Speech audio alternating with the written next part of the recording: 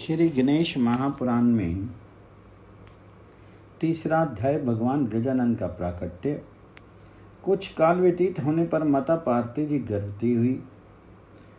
उन दिनों उनका मुखमंडल अत्यंत तेजों में दिखाई देता था। एक दिन शरीर में कुछ उष्णता का अनुभव करती हुई गिरि नंदिनी ने शिवजी से निवेदन किया, नाथ, यहाँ कुछ गर्मी प्रतीत होती है, इसलिए मुझे किसी ठंडे स्थान पर ले चलने की कृपा करें।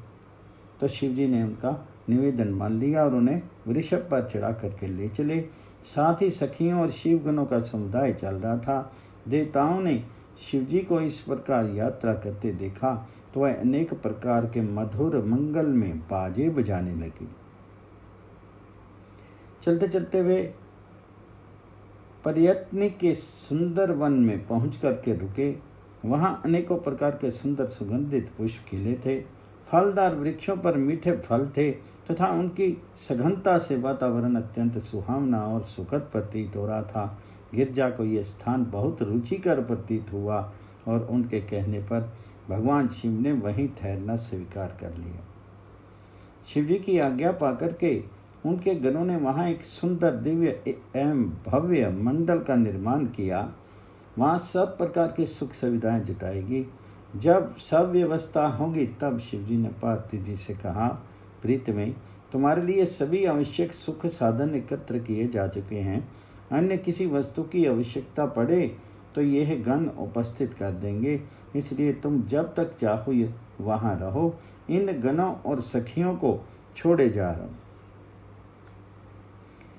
पार्वती जी ने स्वीकारोक्ति की तो शिवजी 1 करोड़ गणों को वहां छोड़ करके कैलाश शिखर पर जा पहुंचे और वहां ध्यान योग का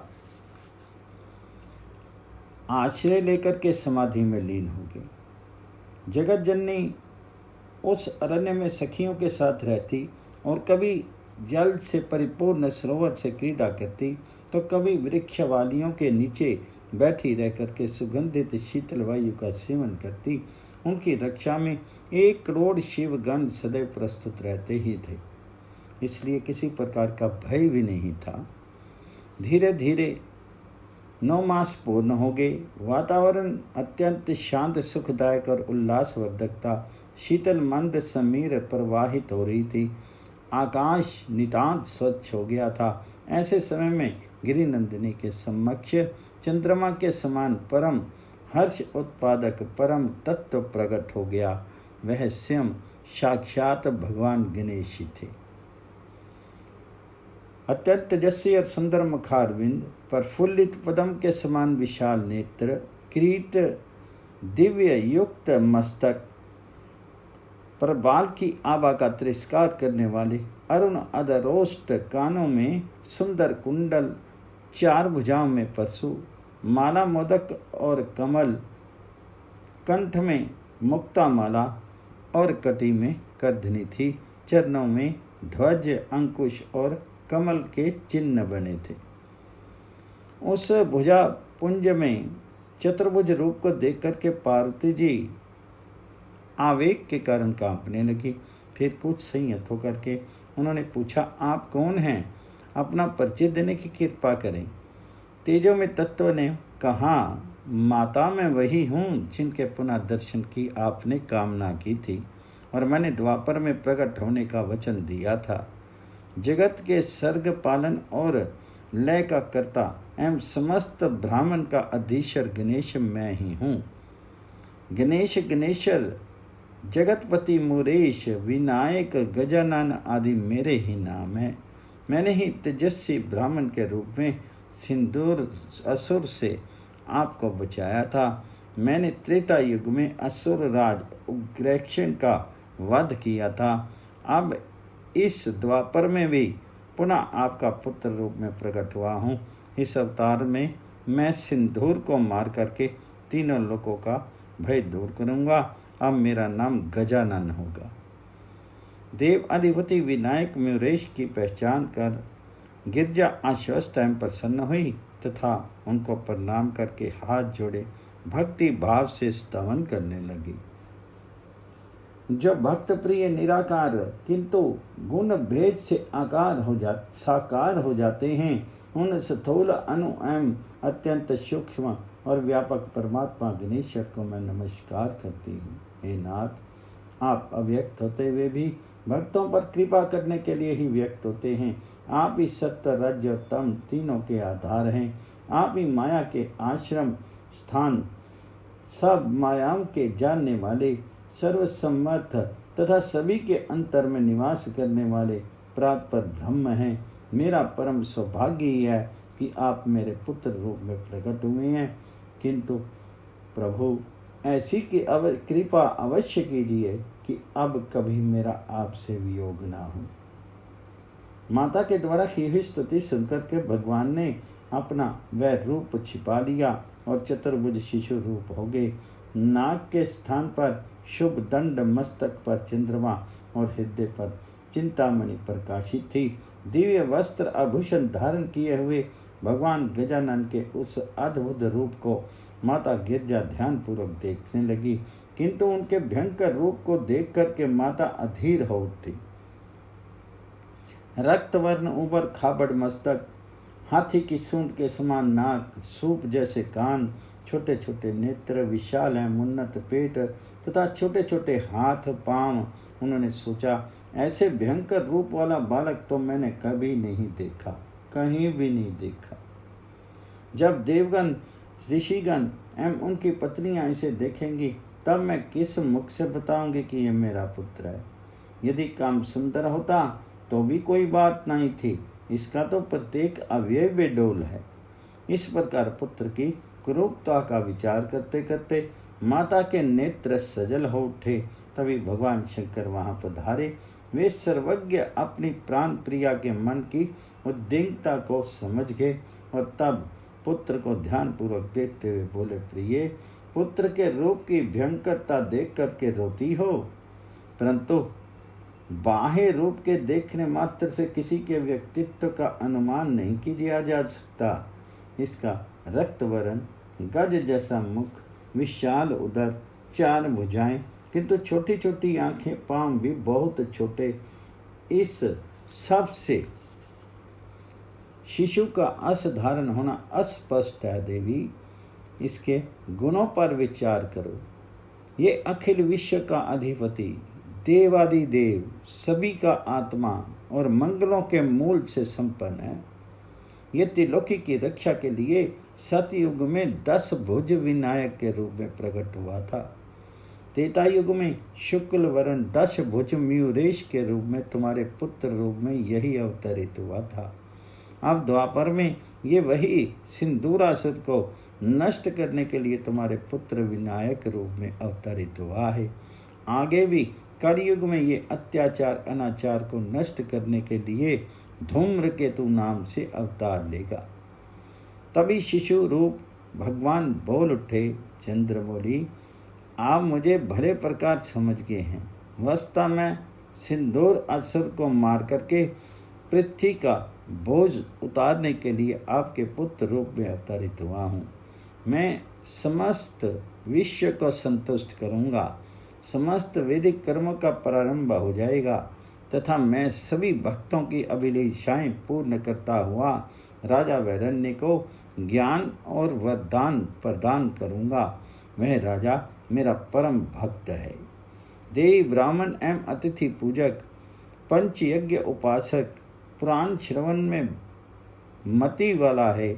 उसकी सुंदर साध्वी प्रतिप्राणा पत्नी का नाम पुष्पिका है।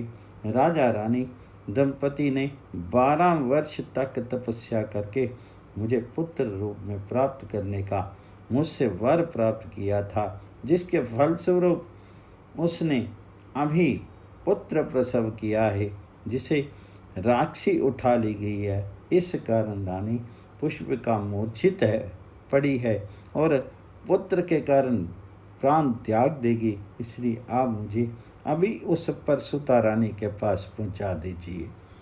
ये सुन करके भगवान शंकर ने गजानन भगवान का विविध उपचारों से पूजन किया और फिर नंदी को आज्ञा दी, वत्स, तुम्हें एक कार्य बहुत ही सावधानी से संपन्न करना है। महिष्मती नगरी में वरेण्य नामक धर्मात्मा राजा राज्य करते हैं। उनकी साध्वी रानी पुष्पिका ने अभी एक पुत्र प्रसव किया था जिसे कोई राक्षसी उठा लेगी।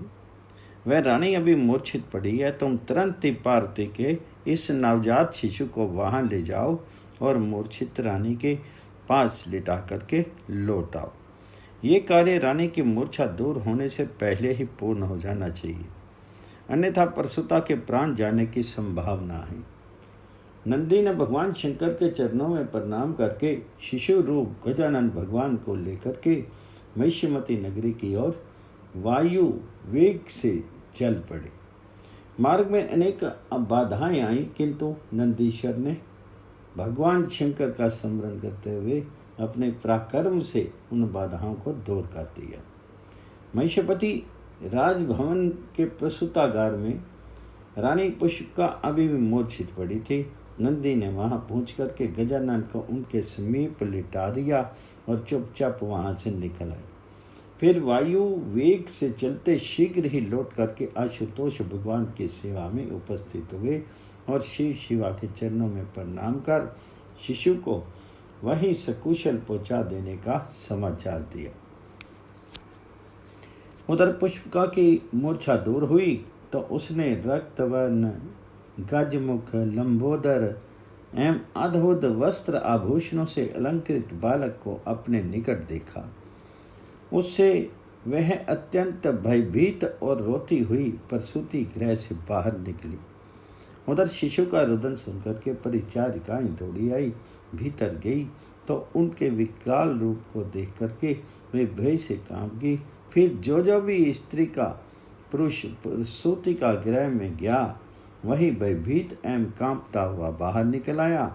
शिशु के भयानक रूप को देख करके कुछ तो मूर्छित ही हो गए। महाराज वरेण्य को सूचना दी गई। उन्होंने सुना कि अत्यंत भयानक आकार का एक लाल वर्ण वाला पुत्र हुआ है। जो राजा भी चिंतित हो उठे। तभी कुछ विचारवान लोगों ने कहा, राजन, शिशु जो हमने देखा है वे ऐसा अद्भुत आकार का और महाभयंकर है कि ऐसा शिशु ना कभी उत्पन्न हुआ ना भविष्य में कभी होगा ही। ये लक्षण वंश को नष्ट करने वाले हैं, इसलिए ऐसे कुलनाशक बालक को घर में रखना उचित नहीं। प्रजा की भी इसी में भलाई है। विद्वान कहलाने वाले लोगों की उक्त बात सुनकर के राजा ने अपना दूत बुलाया और उसे आदेश दिया, राजवंश और प्रजा के लिए अहितकर ऐसे शिशु को निर्जन वन में ले जाकर के छोड़ाओ और लौटकर मुझे सूचित करो। दूत जो आज्ञा कह करके प्रसूति का गृह में गया और शिशु को शीघ्रतापूर्वक उठा करके निर्जन वन में ले गया। वहाँ एक निर्मल जल से भरा हुआ सरोवर विद्यमान था। उस स्थान पर कोई मनुष्य नहीं पहुँच सकता था। हिंसक पशु ही जल पीने के लिए वहाँ आते और वृक्षों की छां में विश्राम करते रहते। दूत ने शिशु को उस सरोवर के तट पर रखा और शीघ्रता से लौट करके राजा की सेवा में उपस्थित हुआ। उसने राजा को प्रणाम करके कहा, महाराज, मैंने आपकी आज्ञा के अनुसार उस भयंकर शिशु को हिंसक जीवों से युक्त अरण्य में सरोवर तट पर रख दिया, जहाँ वह व्याघ्र आदि हिंसक जंतुओं का आहार बन जाएगा। राजा वरेण्य ने खिन्न हृदय से दूत का कथन सुना और चुप बैठ गए। उनके मन में निर्दोष बोध शिशु के प्रत्याग की पीड़ा कसक रही थी, किंतु जन्मत को स्वीकार करना कर्तव्य समझ करके वे मौन थे। उस निविड़ वन में जहाँ मनुष्य पहुँचता ही नहीं था, केवल हिंसक जीव ही घूमते रहते थे। कभी कभार कोई पहुँचे हुए ऋषि मुनि सिद्ध महात्मा ही उधर निकल जाते थे। वहाँ एक शिशु को हाथ पांव फेंकता हुआ देख करके एक श्रीगाल बड़ा प्रसन्न होता हुआ उधर लपका। उसी समय उस मार्ग में से परम तपस्वी महर्षि पराशर निकले और उनकी दृष्टि भी उस शिशु पर पड़ी। वे सोचने लगे कि अवश्य ही इंद्र ने मेरा तप भंग करने के लिए कोई माया रच डाली है। हे दीन बंधु, हे जगदीश्वर, मैंने कभी कोई पाप नहीं किया है, अतः आप ही मुझे निष्पाप की रक्षा कीजिए। ये सोचते हुए और प्रार्थना करते हुए महर्षि पराशर बालक की ओर वेग से दौड़े।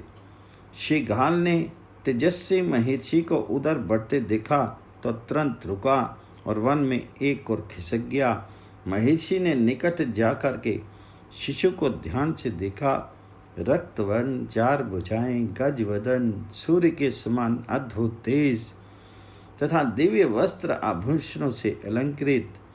उन्होंने उसके छोटे छोटे अरुण चरणों को देखा तो उन पर ध्वज, अंकुश और कमल की रेखाएं स्पष्ट प्रतीत हुई। उस अलौकिक शिशु को देख करके महर्षि के शिर में रोमांच हो आया। वे हर्ष अतिरेक से शिशु को अपलक निहारने लगे। उनके नेत्रों में स्नेह नीर उमड़ पड़ा और वे गदगद वाणी से बोल उठे, हे प्रभु, हे जगदीश्वर, आप यहाँ क्यों विराजमान हैं? मैं तो आपको देख करके इंद्र का कोई छल समझ रहा था, किंतु आप साक्षात परमात्मा मुझ सत्यवादी परम भक्त के साथ छल क्यों करने लगे? नाथ, मेरे मन में उत्पन्न शंका के लिए आप मुझे क्षमा करें। महर्षि ने शिशु के चरणों में अपना मस्तक रख दिया और अपने भाग्य की सराहना करते हुए बोले, आज मैं कितना सौभाग्यशाली हूँ जो अनायासी त्रैलोक्यपति के दर्शन कर रहा हूँ। मेरा जीवन, जन्म, मेरे जन्मदाता माता पिता और तपश्चर्या सभी कुछ धन्य हैं। अब मैं निश्चय ही जन्म मरण के बंधन से छुटकारा पा गया। मेरी समस्त कामनाएं पूर्ण हो गई। इस प्रकार कहते हुए महर्षि ने पुनः शिशु को प्रणाम किया। उनके नेत्रों से निरंतर प्रेम अश्रुधारा प्रवाहित थी। अंत में उनके मुख से निकला, ये पृथ्वी, ये सरोवर, ये अरण्य, इसके ऊपर का आकाश एवं यहाँ चलने वाला वायु भी कृतकृत्य हो गया। यह श्रीगाल भी जो उनके दर्शन पा चुका है अवश्य धन्य हो गया। परंतु ऐसे निष्ठुर एवं अभागा कौन है जिसने इस महामहिमा संपन्न जगदीश्वर को इस प्रकार यहाँ ला पटका है। महर्षि ने पुनः साष्टांग प्रणाम किया, शिशु को गोद में उठाया और उल्लसित हृदय से आश्रम की ओर चल पड़े। वहाँ उनकी पत्नी वत्सला ने महर्षि को एक बालक लाते हुए देखा तो उत्सुकता से उधर बढ़ी। महर्षि ने बताया, देवी, ये शिशु उस सरोवर के तट पर पड़ा था जो निविड़ अरण्य में विद्यमान है। लगता है कोई क्रोध हृदय अभागा इसे वहाँ छोड़ गया है। वत्सला ने शिशु को देखा तो हर्ष से बोल उठी, कितना अद्भुत और अलौकिक है। इसका असाधारण रूप ही इसकी विशेषता का प्रमाण है। पराशर ने पत्नी को समझाया, ये साक्षात त्रिलोकीनाथ हैं। ये सदैव भक्तों के कष्ट निवारणार्थ अवतार लेते हैं। इन पर ब्रह्म परमेश्वर ने मेरा जन्म और जीवन सभी कुछ सफल कर दिया। हमारे सब पूर्व पुरुष भी धन्य हो गए। महर्षि ने मुख से शिशु की अनिर्वचनीय महिमा सुन करके शिशु को हृदय से लगा लिया और आनंद में मग्न होती हुई बोली, स्वामीन, शिशु रूप में इस प्रकार सहसा परम पिता परमात्मा का प्राप्त होना आपकी दीर्घकालीन तपस्या का ही प्रत्यक्ष फल है। देखो, जो पर ब्रह्म कोटि जन्म पर्यंत तप करते रहने पर भी दर्शन नहीं देते, वे अनायास ही हमारे मन, वाणी और इंद्रियों के विषय हो गए हैं। उनकी इस महती कृपा के लिए हम किस प्रकार आभार व्यक्त करें। मात्र स्नेह की अधिकता और शिशु के शपथ से ऋषि पत्नी के दुग्ध आ गया और वह अत्यंत स्नेह से शिशु गजानन को दुग्ध पिलाने लगी। महर्षि समझ गए कि समस्त जप तप यज्ञ एवं स्वाध्याय आदि कर्म जिसके उद्देश्य से किए जाते हैं वे प्रभु साक्षात ही विराजमान हैं। अपनी इस धारणा के कारण उन्हें अब उन कर्मों को अधिक चिंता नहीं रहती। केवल यम नियमों का निर्वाह मात्र करते हुए वे शिशु के निकट ही अपना अधिकांश समय व्यतीत किया करते। जप आदि भी करते तो शिशु के समक्ष बैठकर ही। इस प्रकार पति पत्नी दोनों ही गजानन भगवान जी की सेवा लालन पालन में लगे रहते। यद्यपि महर्षि का आश्रम पहले ही सुंदर और भव्य था, किंतु शिशु रूप भगवान जी के वहाँ आने पर जो वह और भी मनोरम हो गया। उसमें दिव्यता बढ़ती गई। सूखे वृक्ष भी हरे हो गए और उन पर जो फल लगते वे अत्यंत स्वादिष्ट। आश्रम की गौएं कामधेनु के समान अमृतोत्तम दूध देने वाली हो गई। अन्य पशु पक्षी भी मनोहर प्रतीत होने लगे। कीर चंकोर मयूर आदि की वाणी अलौकिक एवं दिव्य थी। हिरणों के समूह आनंद विभोर हुए छलांग मारते हुए फिर रहे थे। महिष्यमती नरेश वरेण्य को उनके एक दूत ने संवाद दिया, राजेंद्र आपके शिशु का पालन पोषण महिषी पराशर कर रहे हैं। उनकी पत्नी उसे अपने पुत्र के समान स्नेह प्रदान करती है। उक्त समाज से राजा को बहुत प्रसन्नता हुई और उन्होंने रानी से कहा, प्रिय, यदि शिशु में कोई विशेषता ना होती तो पराशर दंपति उसका पालन पोषण क्यों करते? पुत्र तो पुत्र ही है। उसके बाह्य रूप से भी भयभीत हो जाना कोई बुद्धिमानी नहीं थी। अब हमें उसका जन्म उत्सव तो मनाना ही चाहिए। तो रानी ने सहमति व्यक्त की और तब राजा वीरेंद्र ने बड़े धूमधाम से पुत्र उत्सव मनाया तथा ब्राह्मणों को उनकी मनवांछित वस्तुएं दान दी और उन्हें विविध भांति के भोजन से तृप्त करके पुत्र की दीर्घायु के लिए आशीर्वाद प्राप्त किया। ओम गण गणपति नमः।